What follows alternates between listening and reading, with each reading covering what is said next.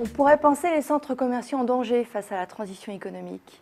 Les centres commerciaux ne sont-ils pas les temples du commerce traditionnel, le symbole du commerce en dur face à un e-commerce en plein essor? Et pourtant, nous allons voir que la transition économique, en bouleversant l'offre et la demande de biens et services, va profondément modifier ce monde d'espace marchand. La transition économique, déjà à l'œuvre, va transformer tout à la fois le comportement des offreurs et leur modèle d'affaires, la conception même du centre commercial, la nature de l'offre et sa présentation, ainsi que le comportement du consommateur. Pour commencer, loin d'être désuet, le modèle du centre commercial peut devenir un maillon fort de la distribution s'il s'intègre dans une stratégie cross-canal, prenant en compte tous les canaux de distribution, aussi bien dans le commerce en dur que par les moyens de la communication et des transactions numériques. Cette extension des centres commerciaux hors de leurs murs, y compris dans le cloud, va de fait profondément transformer le modèle d'affaires des foncières, c'est-à-dire les groupes immobiliers propriétaires des murs. Demain, le consommateur sera relié en permanence au centre commercial, dans les murs et hors des murs. Les centres vont donc devoir investir massivement dans les technologies numériques, se préparer au tout connecté et repenser un business model basé aujourd'hui pour l'essentiel sur la location d'espace. Pour les enseignes commerciales, la mise en place de stratégies cross-canal est devenue un passage obligé. Il s'agit d'accompagner le consommateur tout au long de son parcours d'achat. Plus des 3/4 des enseignes leaders disposent aujourd'hui d'un site marchand et de dispositifs mobiles pour accompagner le consommateur où qu'il soit. Et si les ventes en ligne ne représentent qu'une part limitée du chiffre d'affaires des enseignes, de l'ordre de 9% en 2013, elles ne cessent d'augmenter. Or, cette évolution est lourde de conséquences pour les foncières. Car, rappelons-le, leurs revenus sont largement liés à des loyers eux-mêmes fonction du chiffre d'affaires réalisé à l'intérieur du centre commercial, alors qu'une part croissante du chiffre d'affaires sera réalisée via des connexions numériques. Mais la mutation ouverte par la transition économique va être bien plus profonde encore. Prenons l'exemple du big data. Le traitement en masse des données ouvre de nouvelles perspectives aux centres commerciaux pour affiner et sophistiquer la connaissance du consommateur. Mais pas seulement. Le big data devient un enjeu stratégique entre les enseignes et leurs bailleurs dans les centres commerciaux. Et une opportunité fantastique pour faire évoluer leur business model. De simples loueurs, les bailleurs peuvent se transformer en prestataires de services à forte valeur ajoutée, apportant aux enseignes des moyens sophistiqués de recueil, de traitement et d'analyse des données.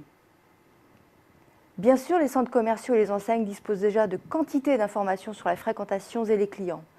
Mais ce qui se dessine, c'est la possibilité d'affiner considérablement ces données.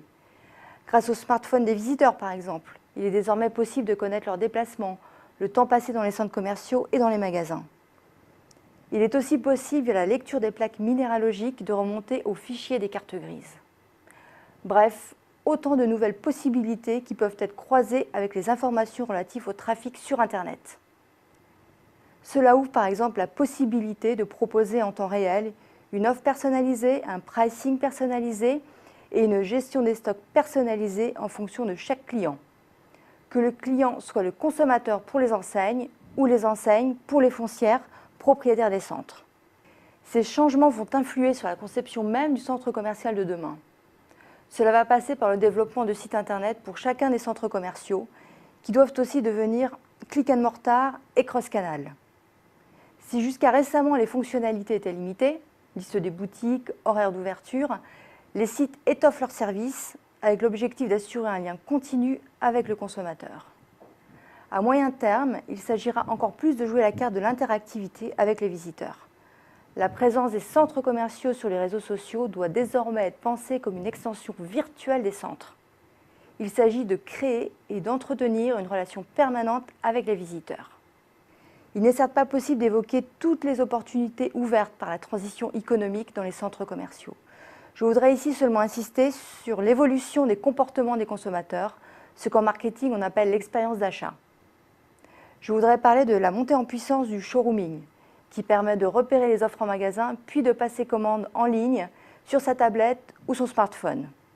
Les capacités de communication sur les produits vont être démultipliées par les possibilités des technologies numériques, à tel point que la vente physique en magasin pourrait même devenir secondaire. Comme nouvelles expériences, on pense aussi à ce que peuvent faire les industriels, exposer leurs produits, les mettre en scène. L'objectif est de créer une expérience du produit, comme le font les Apple Store ou les Samsung Experience Stores, avant que les consommateurs ne passent commande online ou offline. Dernier point enfin, la digitalisation des centres commerciaux va indéniablement renforcer les liens entre centres commerciaux, enseignes et clients.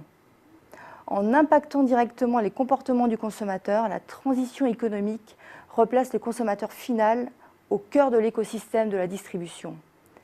L'achat en ligne, le showrooming, le développement des modes de consommation collaborative, occasion, location, co-création, etc., sont intimement liés à la numérisation de la société.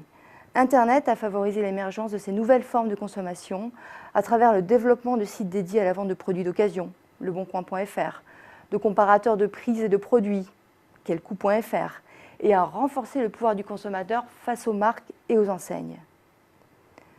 Le centre commercial de demain va devoir intégrer toutes ces transformations.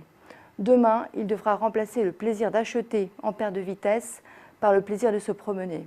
Le centre commercial devra se muer en un carrefour où l'on vient partager des expériences. Sa digitalisation viendra conforter cette tendance en renforçant les liens entre le centre et ses visiteurs. La transition économique va ainsi bouleverser la mission des centres commerciaux qui, de galeries marchandes ou de zones commerciales entourées de parkings, vont devenir les nouveaux centres de désir, de plaisir et de loisirs.